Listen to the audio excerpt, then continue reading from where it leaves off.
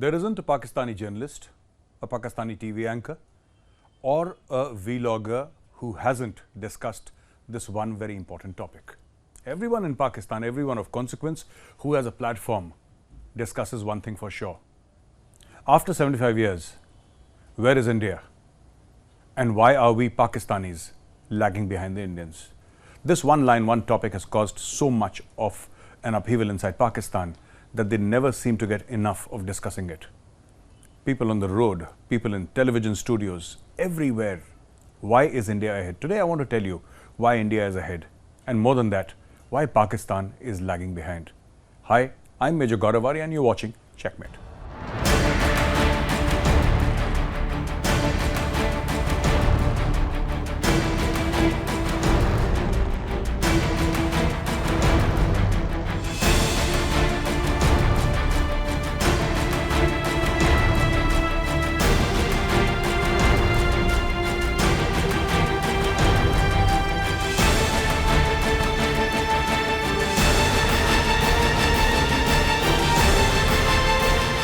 It all starts on 14th and 15th of August.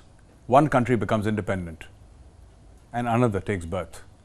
And immediately after independence and taking birth respectively, both countries go on different trajectories. If you look at how Pakistan has performed on all parameters of social welfare, of economics, of development, you will find a case of dismal failure almost in every single department that that Pakistan has put its fingers in. Be it diplomacy, be it economics, politics, the constitution, courts. There is nothing that Pakistan has touched which has not turned into ash. 7 reasons why Pakistan finds itself in such a crisis. Number 1, religion. Pakistan has this obsession, this mad obsession with faith. This unique obsession of being Muslim. Now, there are 57 countries in the world which are part of the Organization of Islamic Cooperation, the OIC countries, 57 of them. None of them wear religion on their sleeve like Pakistan. Saudi Arabia, a highly conservative country with Mecca and Medina. The UAE, Malaysia, Indonesia, the largest Muslim country in the world. None of these countries, and all of them Muslims, don't make such a song and dance about religion.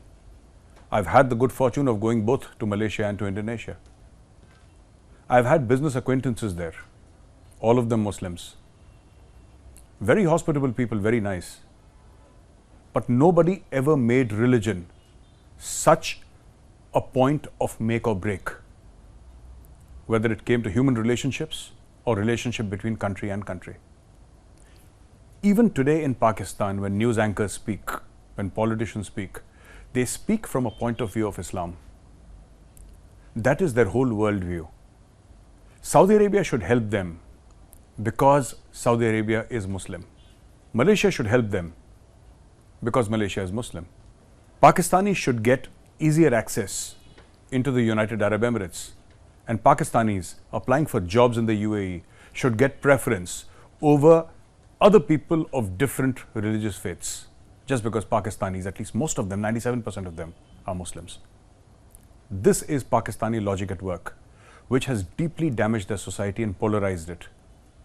There are 72 versions of Islam practiced in Pakistan. There are 72 schools of thought in Pakistan that practice different versions of Islam. And each of them have actually had a fatwa against the other. There has been bloodshed.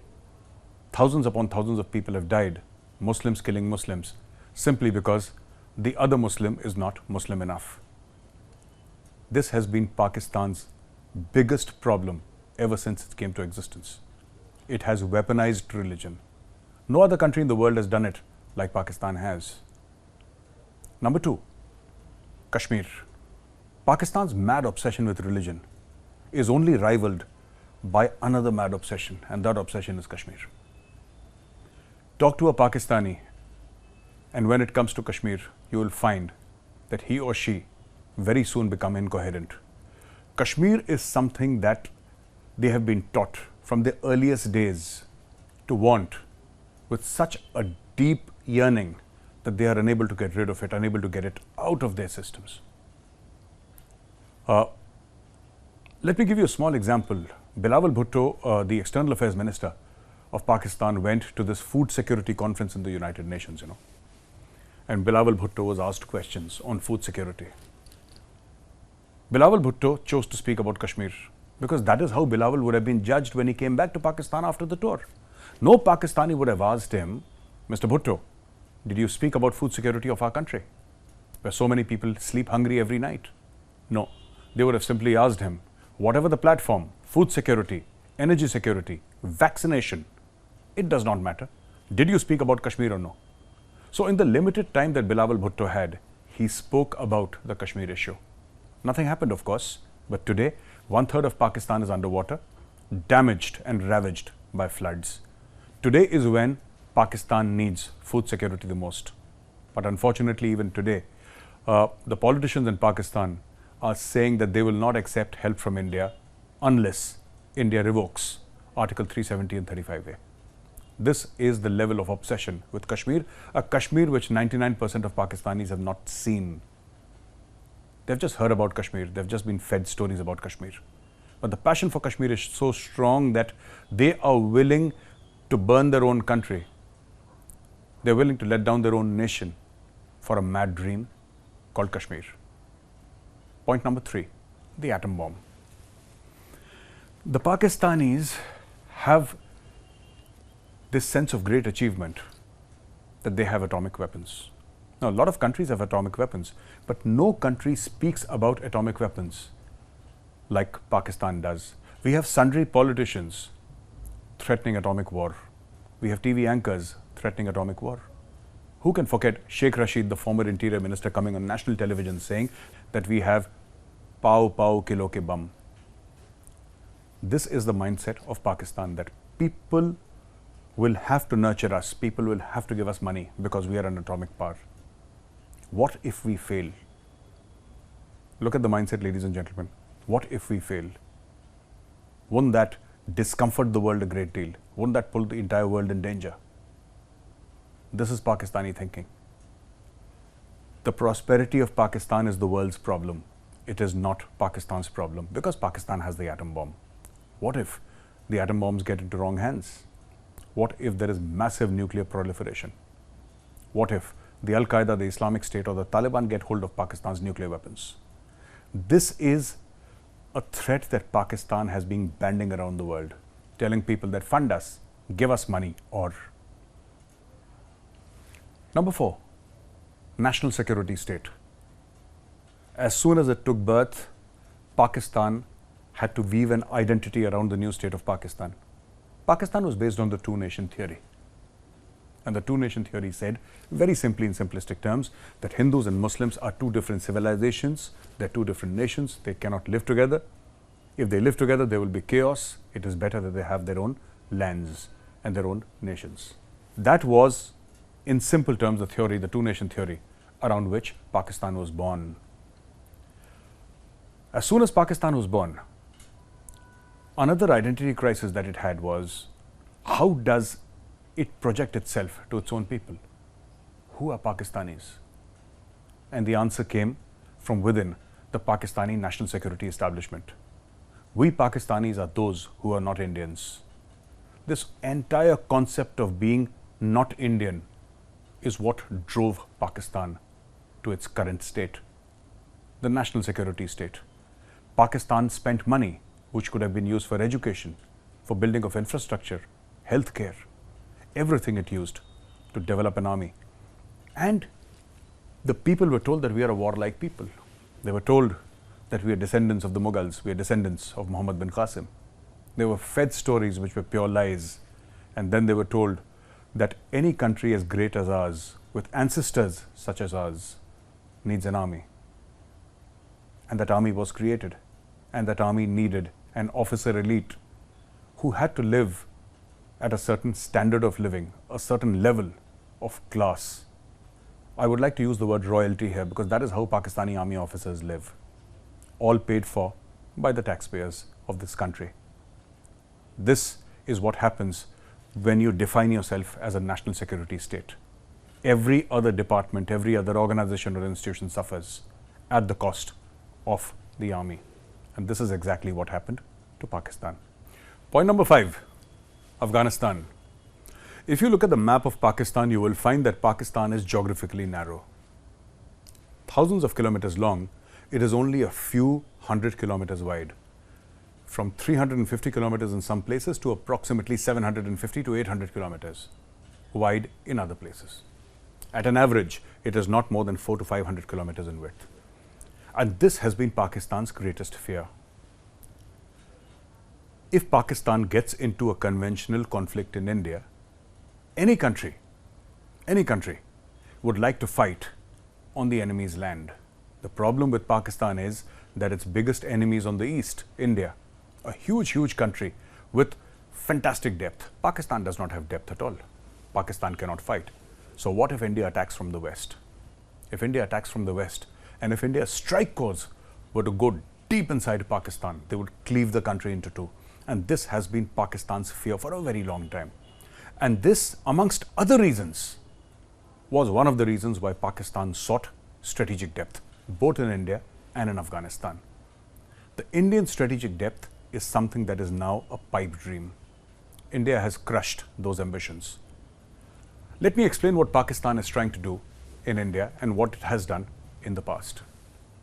In sensitive border states like Punjab and Kashmir, Pakistan started terrorism. It sent terrorists. It recruited local youth. It pumped in huge amounts of money and started a culture of Kalashnikov and drugs. Why? It could not take Kashmir by force. It could not take Punjab by force. But it thought that if both these states, at that time J&K was a state, if both these states were in the grip of terrorism, Pakistani terrorism, then Pakistan could control these areas, hence giving Pakistan influence in both Punjab and in Kashmir. There were enough and more reasons for the Kashmir dispute to happen. There were enough and more reasons why Pakistan started terror in Kashmir. This was not the only one, but this was an important reason. Ditto for Punjab. Now coming back to Afghanistan. Afghanistan is a place that Pakistan has traditionally looked at as its own backyard. Between 1979 and 89, the Russians who had invaded Afghanistan were fighting against the locals, and they were also fighting against the so-called Mujahideen or the holy warriors. Now these holy warriors were trained by Pakistanis. Many of them were Pakistanis, many of them products of Pakistani madarsas. In fact, the name Haqqani, Sirajuddin Haqqani is currently the interior minister of the Taliban government in Afghanistan. That name Haqqani actually comes from the Haqqani Madarsa, people who studied in the Haqqaniya Madarsa. So all these people were formed into what we know as Mujahideen or Ghazi or holy warriors, and they were sent across into Afghanistan. And of course, there were local Afghans also there fighting. So what Pakistan did was try to control what was happening inside Afghanistan through violence. It succeeded for a very long time. And Pakistan got a lot of money from the Americans. In the initial days, the first Afghan Jihad, 1979 and 89, Pakistan got billions of dollars because America wanted Russia out of Afghanistan. America wanted to humiliate the USSR. It used Pakistan to humiliate the USSR in Afghanistan. Because many years earlier, America had been similarly humiliated by the USSR in Vietnam. This was the wheel turning a full circle, and this is exactly what happened. America supplied weapons, supplied dollars, ammunition, state-of-the-art training to the Pakistanis, who passed them on to the Mujahideen, passed them on to these holy warriors, many of them who had studied in Pakistani madrasas. There were Pakistanis, there were Afghans. In fact, it was a United Nations of terrorists fighting there. They called them freedom fighters at that point in time. Pakistan made a lot of money. And suddenly one day America left, and the grouse in Pakistan, the complaint in Pakistan was that we have been used by the Americans, and one fine day the Americans have walked off into the sunset, leaving us high and dry with these problems of Kalashnikov, terrorists, the drug culture inside Pakistan. This was Pakistan's complaint. Then suddenly one day 9/11 happened, and as soon as 9/11 happened, it was lottery day for Pakistan again. again America came back into Afghanistan and the dollars started flowing, and again Pakistan gained. All of you would have seen the recent match between Afghanistan and Pakistan, in which Afghanistan lost. Take a look at this video.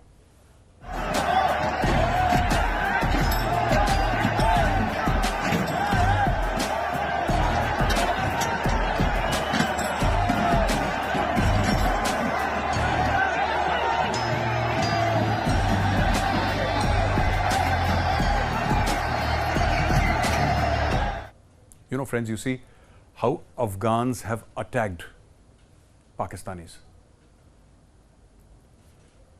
The Pakistani ISI and the Pakistani army have always been wrong when judging the Afghan people or the situation in Afghanistan. They oversold themselves to the Chinese, saying that we have Afghanistan in the pocket of our pants. Tell us what you want in Afghanistan and we'll deliver it to you. But the problem is that the Taliban wasn't playing game. The problem is that the Taliban said we are shifting our headquarters from Islamabad to Doha. The center of gravity of Taliban changed. And suddenly one day, the Americans left Afghanistan. When the Americans left Afghanistan, they took away with them Pakistan's greatest power. And what is Pakistan's greatest power? It is not the fact that Pakistan has nuclear weapons. Pakistan's only power, the only importance that Pakistan has is that Pakistan shares a border with Afghanistan and can provide a transit route to Central Asia. Iran can do the same thing, but nobody is talking to Iran because since 1979, ever since the revolution, ever since 1979 that the Khomeinis came to power in Iran, Iran has been under a series of sanctions from the West. You cannot deal with Iran. You can't do business with Iran. But Pakistan was open to business, and Pakistan used its geostrategic location to send American missiles, American soldiers, American tanks into Afghanistan. They took money from America to cause mayhem in Afghanistan, not once but twice. This is why the Afghan street hates Pakistan and Pakistanis. Pakistanis are right when they say that we gave refuge to over 5 million Afghans when the Afghans were starving. They're right when they say that they fed the Afghans for years and years and continue to feed Afghan refugees in Pakistan. That much is right. But my question to Pakistanis is, why did the Afghans come to Pakistan in the first place? It is because you took money and you burned their homes and you burned their villages. They had nowhere else to go. Pakistan is the cause of the violence that you see in Afghanistan. A large measure of that violence is happening because Pakistan wants it to happen. It wants to control Afghanistan. This entire concept of strategic depth. A lot of Pakistani generals will say that we have buried this concept and we don't think it's relevant any longer, but that's not true. Pakistan continues to interfere in Afghanistan, continues to want strategic depth. It continues to play a very important role in the terrorism that is going on in Afghanistan, which is why, you know, this entire situation has given birth to monsters like the Tehreek-e-Taliban Pakistan and the Afghan Taliban. Those who follow Pakistan and Afghanistan would know what I'm talking about, would know what interfering in another country actually means, especially if that country is a neighbor.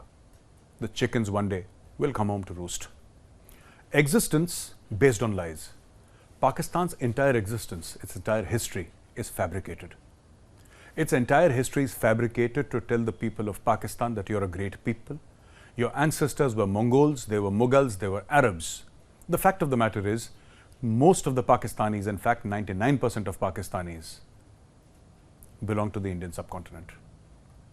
But that is not something glamorous, at least to the Pakistani mind. So they make up ancestry. You'll have people claiming they are from Bukhara, or claiming that they are from Saudi Arabia, claiming that their forefathers came from the Arabian deserts or from the high mountains of Central Asia. This has totally confused the Pakistani people, and this is one of the causes of Pakistan being in the doldrums. And let me explain how. Friends, Pakistan has to tell the world that we are important, and how does it do that? Society, culture, history. The culture of Pakistan is largely Indian. Their marriages, their ceremonies during death. While Muslim in nature, or while the function of it is Muslim, but all the tertiary things that take place around those ceremonies are largely Hindu. Qamar Javed Bajwa, Chief of Army Staff of the Pakistan Army, carries a Hindu and a Sikh name.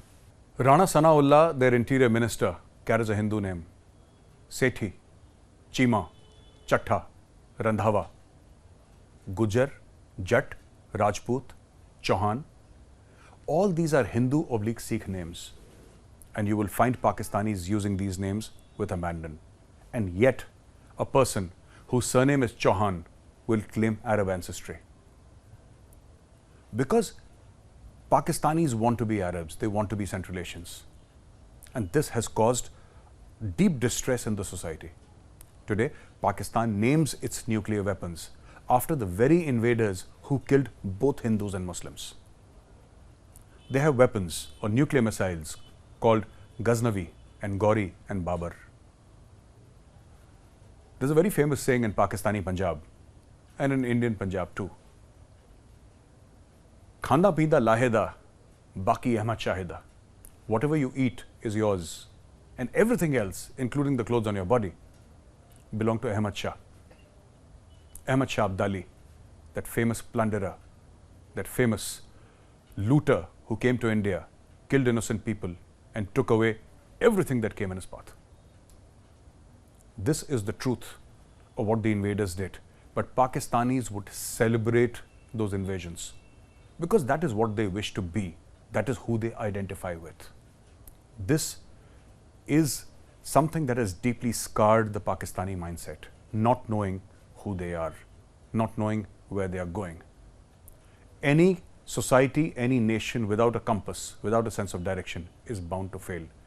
Pakistan's identity crisis is one of the main reasons why Pakistan is failing today. The Messiah complex. In Pakistan, institutions are not important, organizations are not important, departments are not important, people are not important. If there is any problem, God Almighty will send a Messiah who will make everything go away. All the problems go away. He'll make everything all right. This is what Pakistanis believe in.